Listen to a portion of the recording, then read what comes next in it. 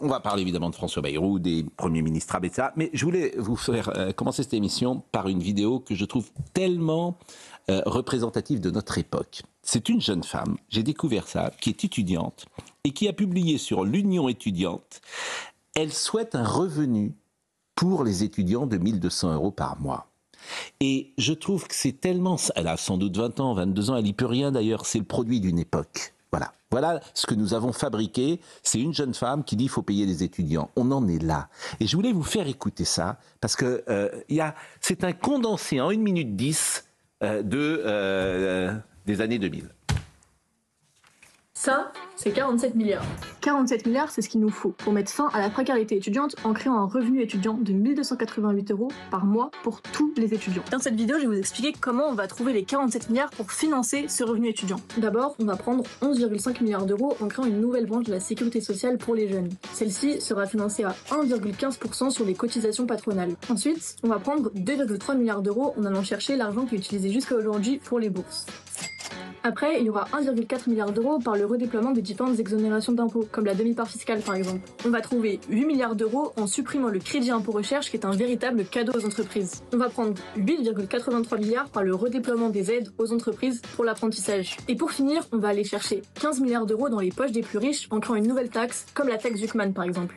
Et tout ça, ça représente 47 milliards d'euros nécessaires pour financer un revenu étudiant de 1 288 € par mois pour tous les étudiants, sans condition. Avec ça, on pourra enfin nous sortir de la précarité et permettre à tout le monde d'accéder à l'université sans avoir besoin de travailler à côté de ses études. Et bien sûr, on t'a mis toutes les sources en description, et si tu veux plus d'infos, va checker le dossier de rentrée de l'Union étudiante qu'on a sorti la semaine dernière. Je trouve ça formidable. Je trouve ça formidable parce qu'elle ne se rend... D'abord, je lui en veux pas. Elle ne se rend pas compte, évidemment, que tout ce qu'elle propose mettrait la société en difficulté. Mais le travail, quand je dis elle est le produit d'une époque, le travail, c'est un état d'esprit. On n'a pas dit à cette jeune femme qu'il fallait travailler. C'est-à-dire que c'est déjà une sélection d'être à l'université et d'avoir un job à côté. On l'a tous fait. On n'est pas né avec une cuillère en argent. On est tous, 90%, arrivés à Paris, quand on a fait nos études ou dans d'autres villes. On a pris une chambre de bonne, on a travaillé au McDonald's, on a fait tout ça. Mais ça sert. C'est ça l'expérience. C'est précisément ce qu'il faut apprendre aux jeunes générations. Et non pas leur donner 1 200 €, parce qu'on peut aussi payer les lycéens, les collégiens, etc. Donc, je trouve ça saisissant de demander un revenu quand on est étudiant à 1 200 €. Bien sûr que c'est plus dur, mais elle a un avantage, cette jeune fille, un avantage qu'aucun de nous n'a autour de cette table. Elle a 20 ans. Elle a 20 ans. Et pourtant, c'est déjà une boomer dans l'esprit. Alors, j'ai dit McDo, Burger King, etc. Cette jeune femme, il faut qu'elle comprenne une chose, c'est que les hommes les plus riches du monde, qui ont 75 ou 80 ans, ils échangeraient leur âge contre le sien. Elle a quelque chose qui n'a pas de prix. Et elle est là avec son 4x4 en train de couper et de vouloir mettre la société par terre. Je trouve cette société saisissante. Et ben c'est ce que nous avons fait. C'est pas de sa faute, hein. C'est nous.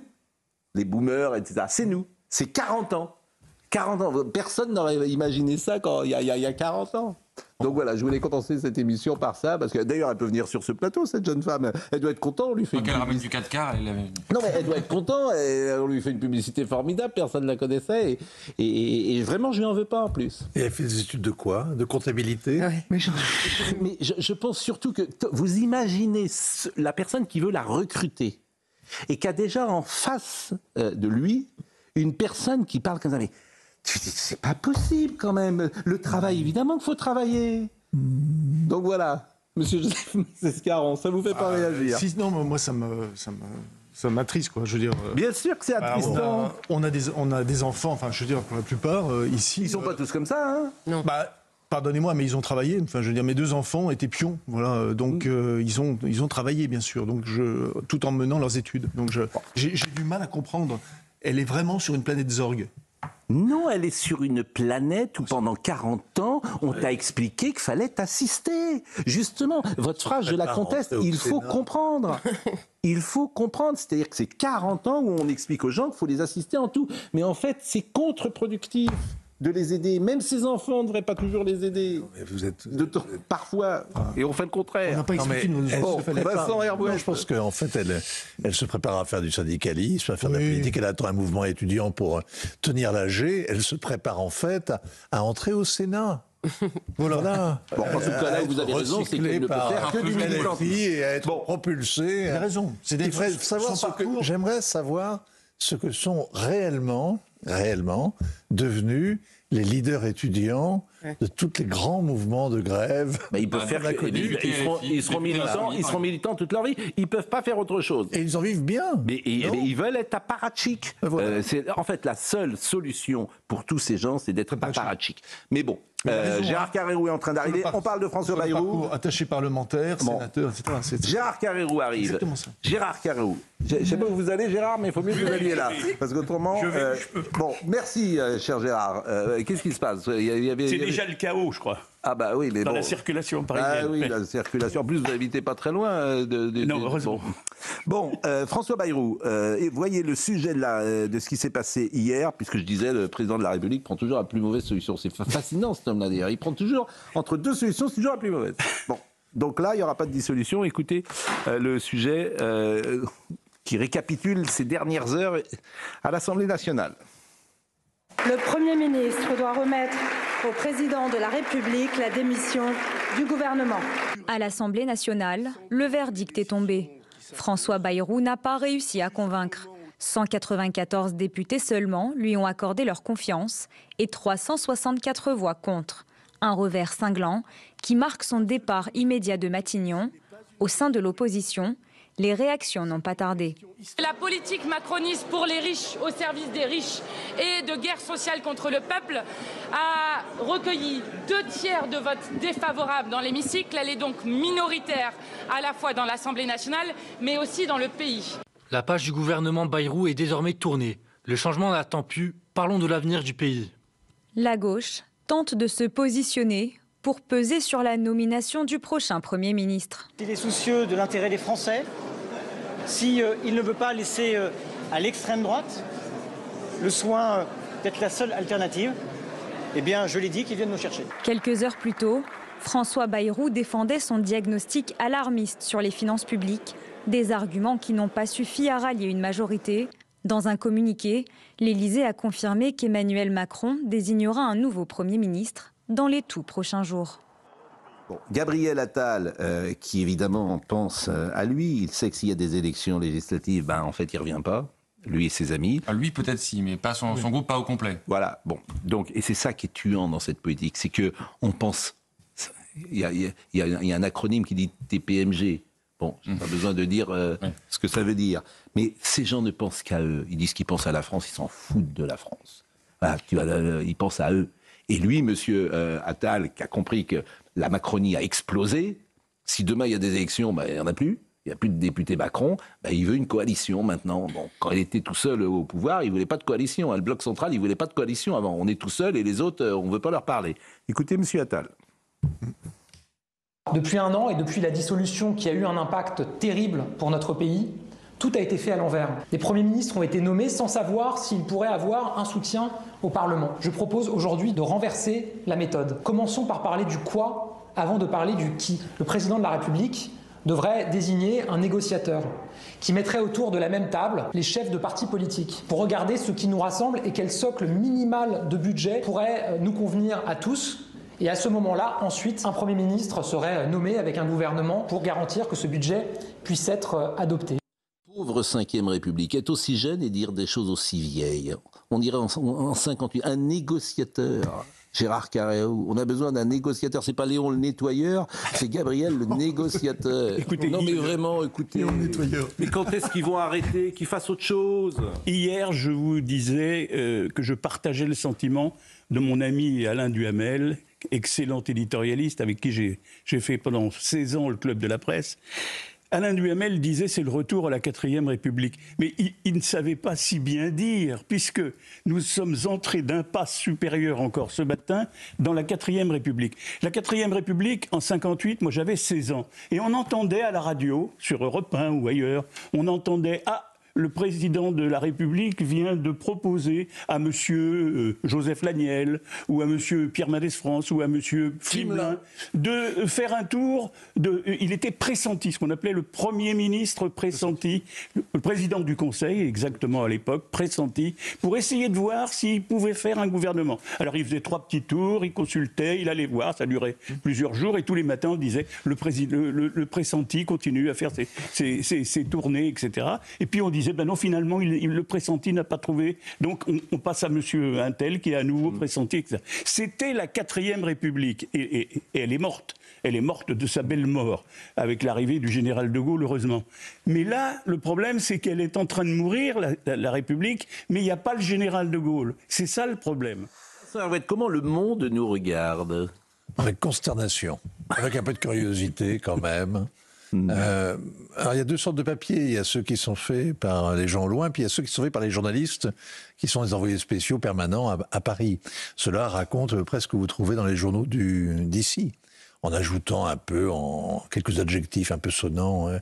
Mais la tonalité générale, c'est la France est l'homme malade de l'Europe, et la Macronie est véritablement en état comateux. C'est-à-dire que tous soulignent, pratiquement, toute la presse internationale que j'ai lue en tout cas, souligne le fait que soit le 3e Premier ministre à trouver en l'espace d'1 an, le 4e en l'espace de 2 ans, c'est ça ? Non, c'est le 6e. 5e du 2e mandat. 5e, arrivé au 5e du 2e quinquennat. Donc on cherche, voilà. Et que et qu'il n'y a pas de solution. Bah si, la solution c'était de dissoudre. La solution c'est de dissoudre, mais évidemment, comme on pense à ses intérêts perso, c'est-à-dire que la Macronie, il n'y aura plus de députés, que lui-même serait en difficulté si une assemblée était proche de celle qui est sortie des urnes il y a 14 mois, ce que je ne crois pas du tout. Moi, je pense que l'assemblée, elle serait très différente. Très différente. Mais parce que le Front républicain n'existera pas. Le Front républicain n'existera pas. Et il y aura, le nouveau Front populaire, a priori, aurait plus de mal. Et la France insoumise serait impactée par ce qui vient de se passer en 14 mois. T'as pas besoin d'avoir fait Sciences Po pour dire ça, excusez-moi. Mais les choses les plus simples, en fait, les choses les plus simples et de bon sens n'arrivent pas jusqu'à l'Élysée. La France insoumise serait impactée parce que rappelez-vous, les elle serait toute seule. C'est après les élections européennes où déjà la campagne de la France insoumise est très concentrée sur la. Charlotte, elle serait toute seule, la France insoumise. Si demain il y a des élections, elle est toute seule. Qu'est-ce qui a changé ? À l'époque déjà, il y avait pas de. Ce qui a changé quand même, c'est qu'elle n'est plus avec le PS et qu'il n'y a plus d'alliance. Dans la minute. Oui, attendez de voir. S'il y a péril, alors pour eux, s'il y a le péril, le fameux péril de l'extrême droite, ils se rabibochent dans la minute. Les accusations qui pèsent aujourd'hui contre la France insoumise pesaient déjà sur la France insoumise à l'époque. Ça n'a pas empêché l'alliance des gauches, c'était pas très étonnant, mais ça n'a pas empêché M. Gabriel Attal d'appeler à voter pour eux pour empêcher qu'existe une majorité. C'était absolument dit comme ça. Donc aujourd'hui, il n'y a pas de majorité. Nicolas Sarkozy a dit l'autre jour, le Front républicain, moi je suis contre. Oui, non, mais d'accord, Nicolas Sarkozy a dit ça. Et puis Laurent Wauquiez, il y a quand même. Non, mais bien sûr. Il y a une petite. Oui. En fait, les gens de droite vont sur leur terrain qui leur demandent de faire l'union de la droite. Oui. Donc, et c'est ce qu'a dit Sarah Knafo hier, qui a lancé effectivement l'invitation à Marine Le Pen. Les choses évoluent. Bah oui, quand même les choses évoluent. Même à Ensemble, vous avez des voix. Joseph Massescaron. De plus en plus, vous avez des voix de parlementaires qui disent très clairement qu'ils refuseraient de choisir, en tout cas. Oui. Donc là, on est quand même. On est très loin. On est très très loin de l'arc républicain. D'ailleurs, les candidats RN qui ont failli gagner à 1 ou 2% près. Oui, donc en fait, ça pourrait basculer très vite pour une centaine de candidats. La main tendue de Gabriel Attal elle-même qui est une posture et une imposture, mais on est d'accord. Mais ça va à l'encontre justement de la stratégie qu'il avait aux dernières législatives. Gabriel Attal, il aurait pu envoyer Gérard Carrero à Emmanuel Macron, mais pas Gérard Carrero. Pascal, je ne suis pas d'accord avec vous sur la force présumée de LFI. Je pense qu'ils seront, dans une nouvelle consultation, quelle qu'elle soit, plus forts que jamais. Je pense qu'ils ont acquis quelque chose de nouveau par rapport à la dernière élection, c'est qu'ils ont pris la suprématie sur la gauche radicalisée. Cette gauche, ce bloc de gauche avec toutes ses composantes, elle s'est radicalisée. Le Parti socialiste n'existe presque plus et les autres sont des tout petits partis.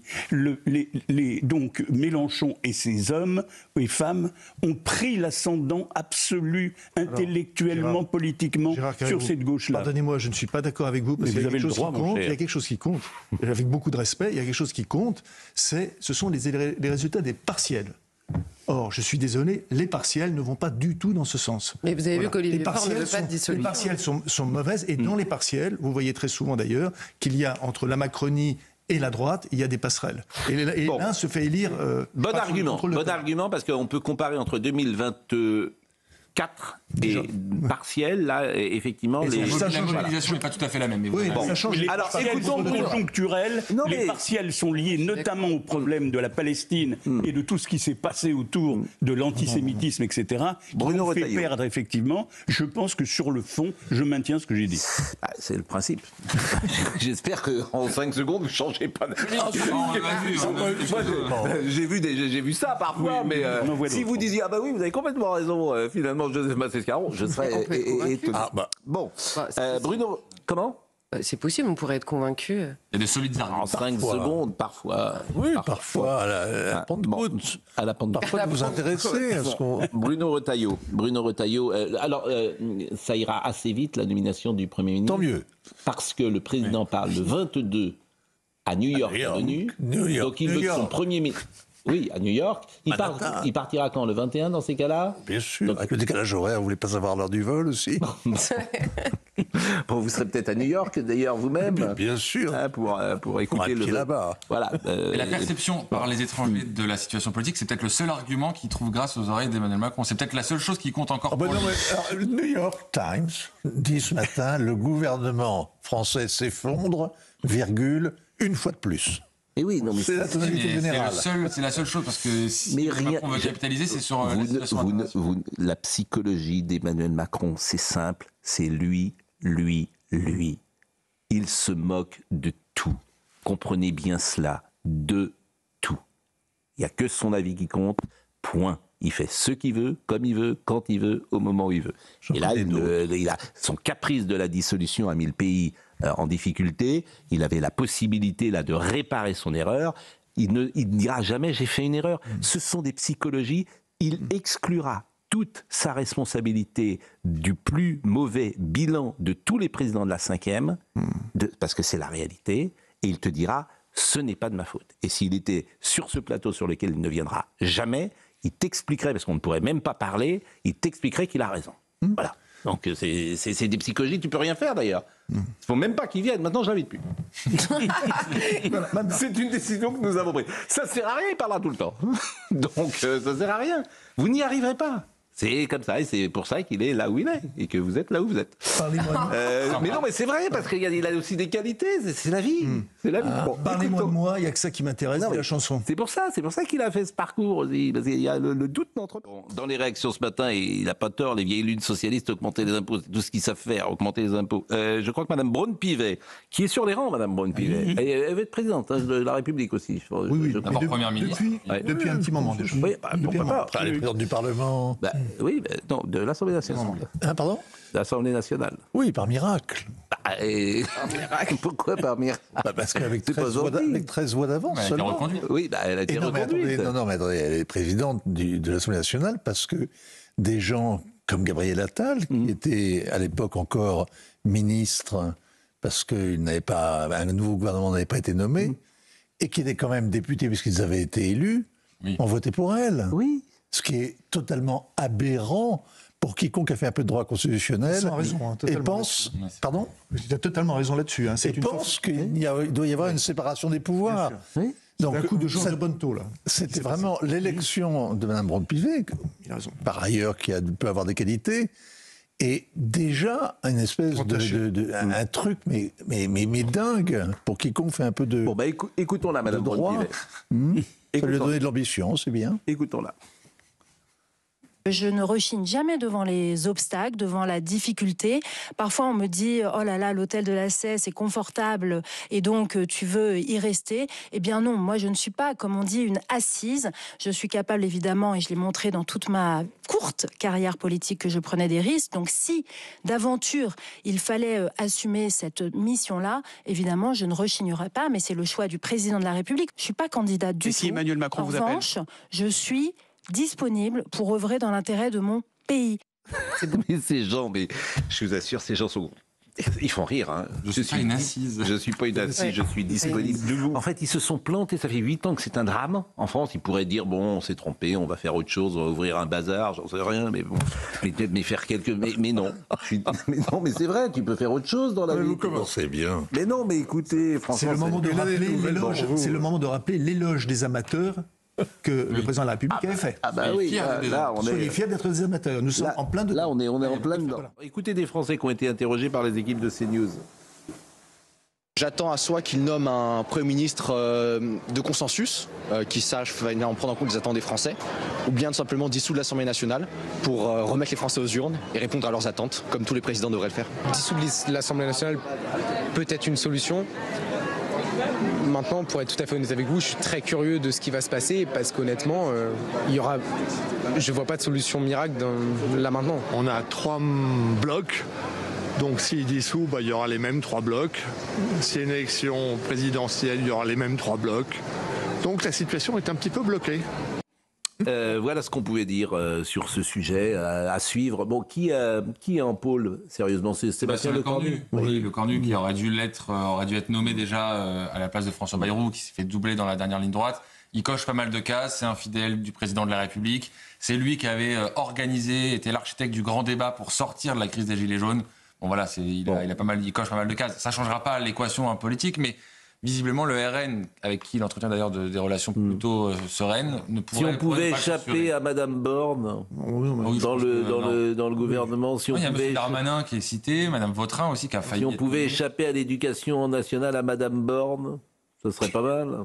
D'ailleurs, tiens, puisqu'on parle d'éducation nationale, je vais vous faire écouter un sujet où, dans le nord de la France, on apprend aux jeunes gens des mots d'argot en arabe. Exactement. Ils savent même pas parler français, mais on leur apprend des mots, effectivement. Un collège du nord de la France intègre l'étude de la culture orientale, pourquoi pas d'ailleurs dans ses cours de français, ce qui suscite l'indignation de certains parents. Mais on demande aux enfants d'écrire de droite à gauche comme en arabe. Je vous assure, c'est quand vous parliez de monde parallèle, qu'on étudie la culture orientale, pourquoi pas, mais ils ont déjà du mal à écrire convenablement. Et on leur apprend le parler jeune dans l'école, Wallah et Wesh, paraît-il. Le parler jeune. Mais l'école, c'est dans la rue, ils vont apprendre ça. L'école, c'est pas fait pour ça. Mais Pascal, bon. je peux dire un mot parce que tout ça, c'est vraiment terminé. On voit le sujet d'abord. Oui, d'accord. On voit le sujet d'abord et vous réagissez. Merci. On voit le sujet d'abord parce que j'ai trouvé ça tout à fait étonnant. Dans un petit village de 1500 habitants dans le nord de la France, un parent d'élève découvre le cours de français de sa fille de 13 ans, intitulé « À la découverte des traces de la culture orientale sur notre culture française ». Dans ce cours, des exercices où il faut notamment écrire à l'envers ou encore trouver la définition de mots arabes, des mots utilisés de plus en plus dans le langage courant chez les jeunes. Il y a des langages qui sont prohibés à la maison, comme Wallah, Wesh, Chétan. Et quand je vois aujourd'hui que l'éducation, donc l'endroit où on confie nos enfants pour les élever, on leur apprend ces mots-là, moi ça me met dans une situation désastreuse. Déjà qu'ils apprennent à écrire correctement à l'endroit et sans faute. Selon le ministère de l'Éducation, ce cours est bien au programme et permet aux élèves de découvrir les aspects culturels d'une langue vivante étrangère. Pour ce syndicat, cet enseignement a également d'autres avantages. Ça fait partie d'ailleurs aussi du programme, le niveau de langue soutenue, le niveau de langue courant, le niveau de langue familier, même le niveau de langue vulgaire. On doit apprendre à faire distinguer à nos élèves pour montrer qu'on ne parle pas de la même façon avec les mêmes personnes au même endroit. Le père de famille a quant à lui écrit à la direction du collège, mais aussi à la professeure de français, afin d'exprimer son incompréhension et son indignation face à ce choix pédagogique. Que vouliez-vous dire, Joseph Massescaron? Je voulais dire bienvenue dans le réel, parce qu'aujourd'hui, de plus en plus, des personnes reçoivent des CV, où il est écrit en bas des CV, français courant, arabe, lu, écrit, parlé. De plus en plus, vous avez ça. Oui. De plus en plus, vous avez ça. Mais quel rapport? Parler vraiment arabe, c'est très bien. C'est une, c'est une français courant. Charlotte, c'est ça le problème. D'accord. Donc je redis, il est écrit français courant. Avec un K. Français courant, écrit, arabe, lu, écrit, parlé. Oui, c'est parce que c'est voilà, vous avez ça de plus en plus. Mais là, c'est encore autre chose. Et ça ne pose ça pose ce que vous dites est une conséquence scolaire de l'immigration. La langue maternelle n'est pas le français et donc l'école devrait en faire 15 fois plus sur le français pour que l'égalité des chances, qui n'ont que ça à la bouche, soit réelle pour tous les enfants. Quand le français n'est pas la langue maternelle, on a besoin de plus travailler en français. Ça, le jour où le ministre de l'Éducation nationale comprendra ça, peut-être qu'on avancera. Mais là, le sujet, c'est encore autre chose. On n'apprend pas la langue française puisque le syndicaliste, en l'occurrence, dit on doit maîtriser et faire la différence. Le président du SNALC, qui est quelqu'un de remarquable. Mais je ne dis pas le contraire. On a régulièrement sur les antennes et vraiment qui est investi, qui est un prof de français, il est formidable cet homme. En l'occurrence, j'ai un désaccord avec lui, c'est que là, on ne parle pas de langage familier. Ça n'est pas du français. Et on nous explique à l'inverse que c'est l'introduction de la culture orientale. Mais l'insulte faite à la culture orientale que de nous expliquer qu'on va apprendre à écrire le français à l'envers, ça ne sert à rien. Ça ne sert à rien. C'est un apprentissage qui ne sert à rien, vraiment. Personne ne fait ça. Personne n'écrit le français à l'envers. Ça n'existe pas. Et par ailleurs, miskin et wesh. La culture orientale, c'est sérieux. C'est vraiment un truc magnifique, la culture orientale. Miskin et wesh. Il faudrait donner ces cours au service public de France Télévisions parce qu'ils ont traduit ces derniers jours un reportage voilà par Parbleu. Ah oui, j'ai vu ça. Qui n'est pas tout à fait la. C'est Mohamed Amra. Mohamed Amra, et c'est très intéressant parce qu'ils n'ont pas Parbleu. Parbleu. C'est Parbleu. Parbleu, tu vois ça chez Molière. Parbleu. Bon, mais a priori. Quelques cours d'éducation culture orientale. Les blocages, un mot sur les blocages demain. On va voir le sujet de Michael Dos Santos. Monsieur Nunes a parlé ce matin, ça peut être chaud quand même. Son discours est assez inquiétant. Il y a une gravité dans son discours en tout cas. On peut l'écouter déjà, Marine Lançon, ce qu'a dit Monsieur Nunes sur les blocages de demain. 80 000 policiers et gendarmes mobilisés, c'est beaucoup. C'est beaucoup. Bon, écoutons Monsieur Nunes, qui est donc le préfet de police de Paris. Préfet de police de Paris. Il n'y a pas réellement d'organisateur, c'est pas comme une manifestation, que les téléspectateurs comprennent bien. Une manifestation, il y a un déclarant, il y a un itinéraire. Là, on a un appel général, bloquons tout, bloquons le pays, avec une multitude d'actions qui sont attendues. Donc évidemment, pour les forces de sécurité intérieure, une difficulté à intervenir. Mais en tout cas, on a des instructions très fermes du ministre d'État, c'est d'empêcher tout blocage des axes intérêts essentiels. Et donc il y aura les interventions systématiques des forces de sécurité intérieure pour débloquer et interpeller, évidemment, parce que déblocage, souvent, il y a un délit d'entrave, il y a un atteinte à la liberté, et donc il y a souvent des délits. Bon, on verra effectivement ce qui va se passer demain. Mais là où c'est très différent, c'est qu'en effet, c'est pas une manifestation, ce sont des actions, des appels à saboter. Donc là, pour les forces de l'ordre, on imagine que c'est beaucoup plus compliqué. Et les renseignements territoriaux sont sur le toute la stratégie de LFI va consister à faire le pont jusqu'au 18 septembre. Oui. Voilà. C'est-à-dire à essayer à ce qu'il y ait une sorte de révolte, si je peux dire, de rue perlée jusqu'au 18 septembre où il y a la réunion, où il y aura les syndicats. Oui, mais attendez, c'est la stratégie LFI. Oui. Voilà. Puisque, et avec toujours par mot d'ordre, Macron démission. C'est plus du tout le même mot d'ordre. Écoutez ce qu'a dit monsieur également Nunes pour protéger l'Élysée. Il y a surtout des appels à blocage et les lieux que vous avez cités figurent parmi ces appels. C'est-à-dire c'est tous les intérêts essentiels du pays, c'est-à-dire le périphérique évidemment semble très ciblé. Vous avez les dépôts d'hydrocarbures, des dépôts de logistique, les gares, les aéroports, les transports publics aussi, sans parler des gares elles-mêmes. Donc voilà, il y a un certain nombre de sites qu'on appelle à bloquer et on s'attend sur ces sites à des opérations coup de poing. Pas forcément beaucoup d'individus. Vous savez, il suffit de quelques dizaines d'individus pour bloquer ponctuellement, provisoirement une gare ou un départ de TGV par exemple. Et là, on interviendra systématiquement. Les lieux visés, bien sûr. Et juste une précision, parce qu'Olivier Faure dit il est temps pour la gauche de gouverner. Le même Olivier Faure appelle à accompagner le mouvement de blocage. Oui. Donc ceux qui veulent gouverner sont aussi ceux qui veulent bloquer. Bon, il est temps sur quelle horloge en plus. Le sujet Cohen-Legrand qui nous intéresse, puisque vous avez ce matin une tribune du député Horizon Jérémy Patrier-Létus. Je ne sais pas si vous connaissez ce... Oui, député de Normandie. Exactement, c'est quand même un député Horizon. Oui. Donc c'est une droite, un centre-droit. Hein. Et il a écrit dans Le Figaro ce que ses propos de bistrot révèlent, c'est le risque d'une porosité inquiétante entre les médias de service public, et un camp politique. Ce glissement, c'est une rupture du contrat moral entre les journalistes et les Français. L'audiovisuel est un bien public. Il ne peut pas prendre le risque de laisser penser qu'il puisse être l'instrument d'un camp. On ne peut pas être à la fois analyste politique, journaliste et partisan. C'est vrai que nos deux amis qui ne sont pas d'ailleurs des amis, sont attachés de presse du Parti socialiste, et Patrick Cohen et Thomas Legrand. Donc ce glissement, c'est une rupture de contrat moral entre... Pardonnez-moi, mais j'ai saisi l'Arcom, dit-il. L'Arcom que j'ai saisi est chargé de prendre des mesures qui s'imposent. L'audiovisuel est un bien public, je l'ai dit, ne doit pas laisser le sentiment d'être le relais d'une idéologie. Écoutez ce que Sarah Knafo disait hier soir sur ce plateau. Il y a deux sujets. D'abord, il y a le sujet idéologique. Évidemment que c'est scandaleux de payer avec nos impôts des gens qui complotent à haute voix dans des bars tabac du 7e arrondissement pour faire gagner M. Glucksmann.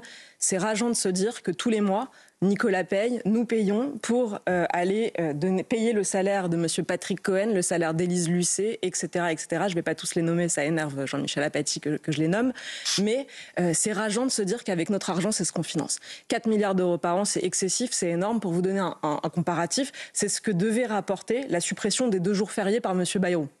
On voit bien ce qu'on demande comme effort aux Français et ce qu'on verse et ce qu'on paye à côté. Donc ça, c'est le premier sujet. C'est un sujet éminemment politique. On n'a pas envie de payer pour ça. Et je vais même vous dire, parce que je suis quelqu'un de sincère et de bon sens, je ne voudrais pas avoir un service public de l'audiovisuel de droite. J'ai pas envie de remplacer le service de l'audiovisuel de gauche par un service de l'audiovisuel de droite. Je ne veux plus qu'il y ait de service public de l'audiovisuel. Donc privatisation totale, et j'espère que de plus en plus de Français sont lucides quand ils voient ce genre de vidéos.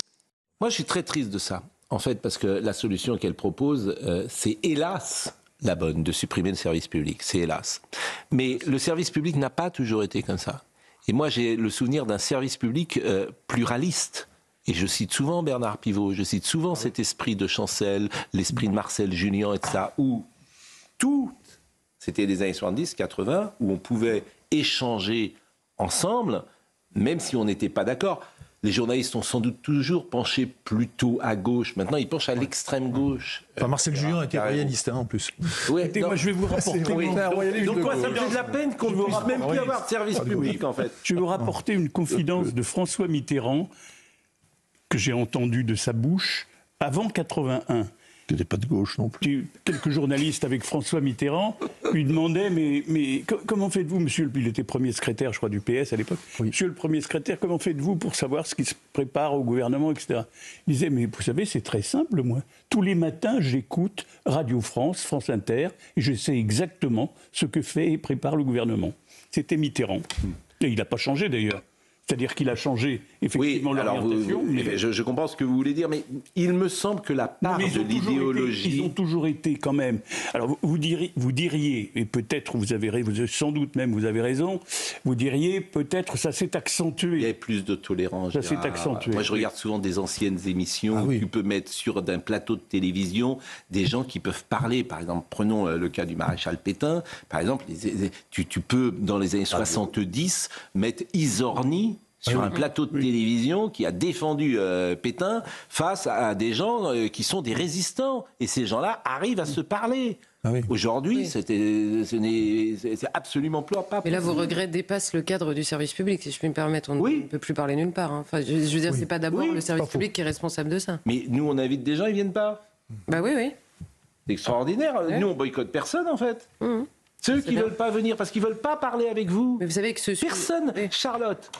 Charlotte, Sarah Knafo, Eugénie Bastier, vous êtes 3 jeunes femmes, les 3 extrêmement brillantes, extrêmement, j'allais dire cortiquées, vous voyez ce que je veux dire, avec des convictions très fortes, et elles ont peur de parler avec vous.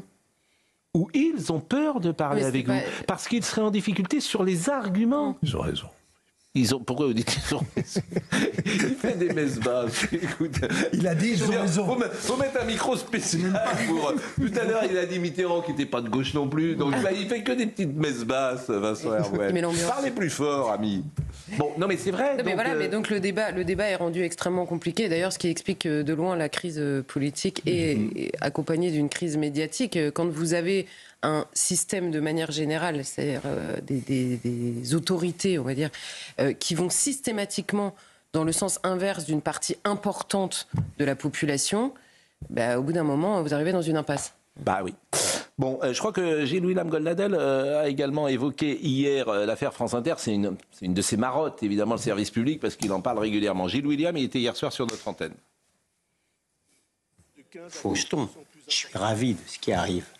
Je suis ravi que la preuve a été totalement démontrée, que ces gens-là sont dans une complicité idéologique totale avec la gauche, moins d'ailleurs par attirance pour le Parti socialiste que par détestation de la droite. Ça, c'est tout à fait clair. Et donc, c'est assez jouissif, je le dis très franchement, c'est l'un des combats les plus importants de mon existence. Puis, autre chose aussi. Non, mais il y a aussi... Non, mais parce que... Vous l'avez dit d'ailleurs, c'est pas que l'information, c'est tout le culturel. Oui. C'est une véritable décérébration morale le long. Vous écoutez Zoom Zoom Zen, vous écoutez La Terre au carré, c'est invraisemblable. La Terre au carré, c'est vraiment... La Terre au carré, c'est l'écologie gauchisme sans la moindre concession. Puis il y a une autre chose qui me ravit aussi, c'est comment leur mauvaise foi est flagrante, parce que Monsieur Cohen veut... C'est merveilleux. Il veut porter plainte parce que on lui a volé sa voix et on lui a volé son image extraordinaire. Monsieur Cohen a défendu, Mediapart lorsque Mediapart avait volé la voix dans l'affaire Bettencourt. Il a défendu Quotidien également lorsque Monsieur Wauquiez se voyait voler sa voix et son image lorsqu'il parlait à des étudiants à Lyon. Leur imposture intellectuelle explose totalement de manière publique. C'est important, mais je ne le dis pas par méchanceté.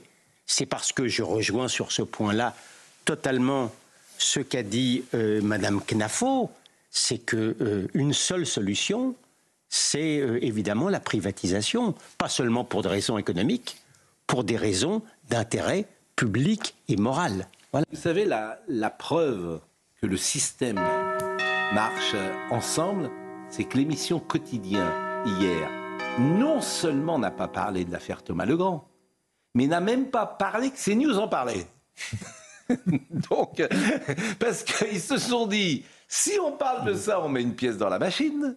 Donc, ils n'ont même pas parlé de nous. Alors que je pouvais imaginer qu'ils nous attaquent précisément parce qu'on parlerait de ça, en disant qu'on en avait fait un thème, mais ils n'en ont même pas parlé. Je te tiens, tu me tiens par la barbichette. Ce sont les mêmes. Comprenez bien que Barthez, Cohen, tous ces gens-là, c'est les mêmes. Ils feront tout pour empêcher la droite de pouvoir. Alors, ce qui m'étonne toujours chez Quotidien, c'est que Martin Bouygues accepte ça. Martin Bouygues est propriétaire d'une chaîne qui est ultra-gauche, ou en tout cas une émission qui est ultra-gauche. Ça, c'est un mystère mystérieux. Mais bon, c'est Martin Bouygues.